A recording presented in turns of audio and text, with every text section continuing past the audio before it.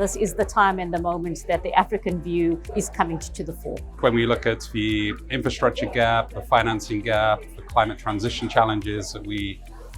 face across Africa,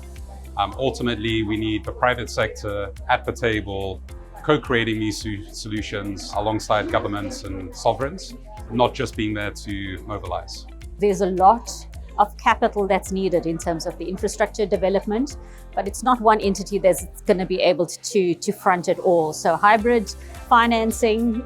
including development financing, including private sector financing, is going to be a key part in terms of ensuring that we can invest appropriately into the infrastructure requirements, into climate mitigation strategies, into innovation and technology.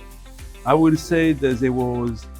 clearly a consensus that you can disentangle the geopolitical dynamics happening around the world with a call for action for the G20 presidency, for the G20 here in South Africa,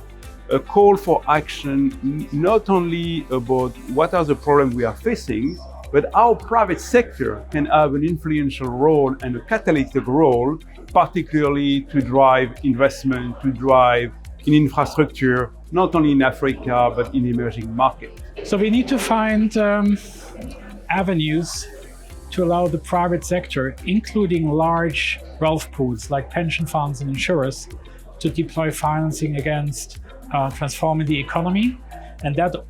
needs to be done in a creative way where public and private sector pulls together, also to make sure that there are adequate governance, control, and policies around to really facilitate private sector investment. And in South Africa, I can say that we are doing a lot of innovative thinking. We hope it materializes in innovative methods, particularly to crowd in private sector financing for grid upgrade,